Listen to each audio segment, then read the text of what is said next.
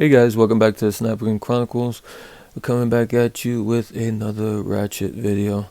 This time it's a Craftsman, and this one looks on the outside to be in pretty nice shape. Just some light surface scratches you see there, but no like really deep wearing on the chrome or anything. Usually you see spots here and spots there, but this one looks pretty good. Not too bad. A little bit of rubbing. Excuse me, a little bit of rubbing there, but not too bad. And this is the 43796, or has a 9 in the beginning, so the 943796. And this is known by people as the Tri-Wing, and this was Craftsman, but as legend has it, it's not USA Craftsman. Doesn't say USA on it. This was made in Taiwan for Craftsman. Kind of one of their early starts as far as overseas manufacturer. Around this time, when they were selling these, they had USA ones. They had the what do you call it? They had the quick release, and they had the round head fine tooth that they were selling also. And this one was like the cheaper one. Obviously, overseas, Taiwan. I think Stanley Black & Decker made these for them. And as I said, this was their first, I guess, Craftsman's first, because they had Sears brand that were made overseas, Japan, Taiwan. But this, I think, was the first Craftsman that was made overseas, probably starting in around maybe mid to late 80s, something like that. I could be wrong. You guys know more than me? Let me know. Okay, I picked this one up because I had a problem, and I figured for a few bucks, I'll make a video out of it. And when you switch it, is it doing it now? It rolls, and then it catches eventually. You switch it, and that starts catching. Switch it the other way, it catches sometimes, and then it rolls. So I figure I'd pick it up and see what's going on, so as probably help somebody out there who has the same problem with their ratchet that's kind of slipping when they switch, and then eventually it catches. So these have the ring, and you take the ring off, and there's dirt all around the ring. This is I'm taking this off for the first time, so you are seeing what I'm seeing as I go along. Okay, and you push this out and see what's going on in here. Okay, the broaching and the teeth don't look bad, actually. They don't look like they look really dry. I don't see any lubricant or anything on this side of the ratchet. On the broaching head side of the ratchet, the teeth look like they're in decent shape, but looks really dry. But no dirt or dried grease or anything like that. Let's take a look over here. Oof, you see, I push down, see how that hardly bounces up? See how it slowly comes up? Watch that again. I push down the pawl. Look how it stays down and then slowly just rises. Yeah, let me switch it, see what's going on this side.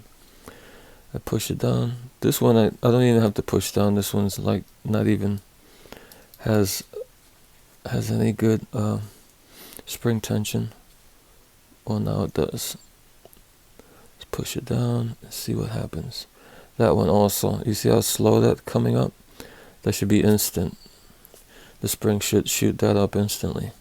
So there's a problem inside here, probably with the plunger, and probably old grease or dirt or lubricant or something. Something went haywire inside that's making the pawl, that pawl really spongy. See how it's like you press it and it takes like 10 seconds for it to come up?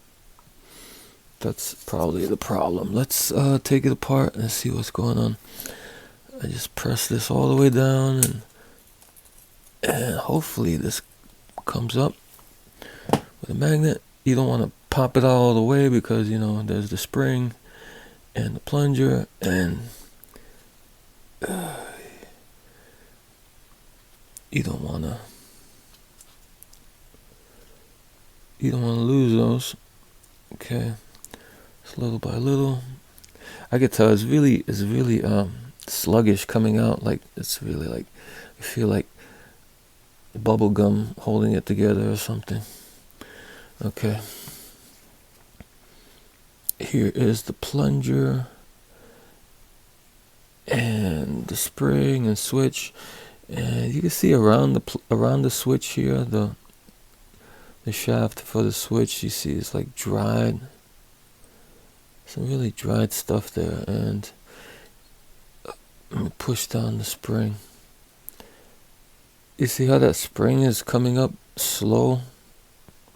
I push it down and you see it rising there, coming out really slow.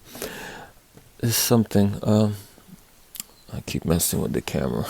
Hold on a second. There's something in the way. There's some probably old grease or dirt. It's kind of hard to pull out too. Oh boy. It's coming out real slow. Okay. Here it is.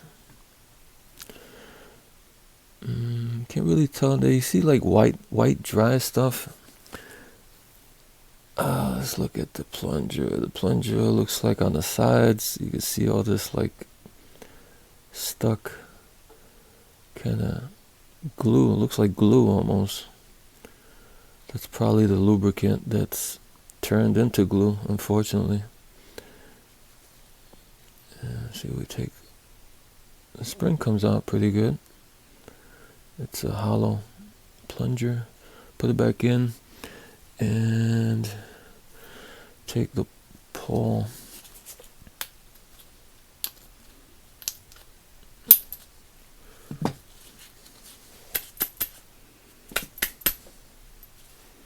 It's the pin for the pawl, and here's the pawl. Yeah, the pawl looks dry. I don't see any lubricant on it. I don't think the pawl is the problem. I think it's that the spring and plunger. Everything else looks pretty clean. Let me see the mechanism here. Yeah, it looks pretty dry and clean. There's some dirt around, just from storage, I guess.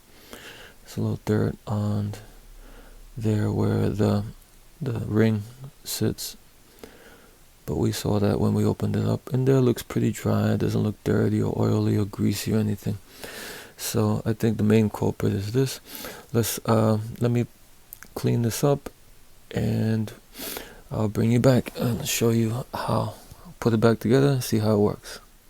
Okay, so we're back. I cleaned it up, and I used my favorite cleaner, the WD-40 in the jar, and I just took off whatever that was. It looked like it was old grease or something, maybe from the factory, because if you look at this looks pretty new actually. The teeth on the pawl look pretty sharp and new. Doesn't look like it's been used much at all. It's probably been sitting around a long time, hasn't been used. That grease just dried up and became a glue. But you look at the broaching again, everything looks good and new in there. Okay, so I took the plunger and I cleaned all the crud from the sides of it. and also took the switch and cleaned all the crud on the side, that dried up stuff, and cleaned the hole a little bit. And now put the plunger and spring back in, and put that there like that. And now grab a pick and push that plunger down and snap it in. Okay, let's check out. See how far up that is now? Those teeth on the pole. See how springy they are? That's the way it's supposed to work. Not you push down and it takes like 15 seconds to push up. Let's hit the other side. Same thing. They're all the way up and they're springy. And the spring is tight. Okay, good. Now we take it and put it back in the mechanism. You want to depress the teeth down a little bit, the one that's sticking up, so you can get it in there. And take your ring and start it. And mash it around until it snaps in place. I forgot to clean that part. I'll get that afterwards. And now we test it. See, it sounds a lot, the clicks are a lot more pronounced now. And you switch it, and the switching also is smoother. It was like sticking before. Switch it, no more sluggishness, no more skipping until the plunger and the pawl teeth come up. It's automatic now. So yeah, so almost like brand new again.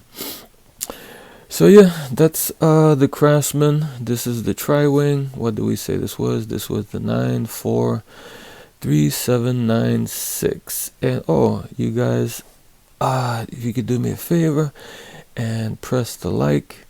And also, I'm also trying to reach, as you all know, I'm trying to reach my 2,000 subscriber goal, and I'm not too far off, probably 100 and change off. If you guys can do me a favor, give me the HBO special. HBO special is help a brother out. Help a brother out. Hit that subscribe button to get me over my goal. Okay, guys, until next time.